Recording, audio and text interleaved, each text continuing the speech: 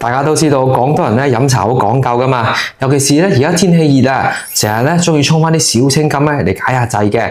咁小青柑咧講究嘅係甘茶相融，但係咧我哋出面買嗰啲啊，極少數咧佢係新會柑嚟嘅，柑味又淡啦，然之後飲起身咧佢係有澀味嘅。今日呢個茶博會金獎新會天馬小青柑咧係有國家地理標誌認證嘅靚貨嚟嘅。用嘅係新會梅江12年樹齡嘅圈枝柑，油包非常清晰啊！一睇咧就知道係果香濃郁嘅靚果。茶咧用嘅係2016年啊陳香普洱熟茶，所以咧佢係越放越陳，越陳越香，越沖越有味嘅。咁其實咧應該點樣沖啊都係有講法嘅。我哋咧首先洗2次茶先。中意茶味濃啲嘅，我哋用水咧對住中間嘅茶葉嚟沖。如果中意柑香濃啲嘅咧，我哋就沿住個柑皮啊喺四周圍咁沖入去。你睇下沖出嚟嘅茶湯咧，佢係金黃透亮嘅，柑皮上邊咧佢係油到發亮嗰啲柑油嚟嘅。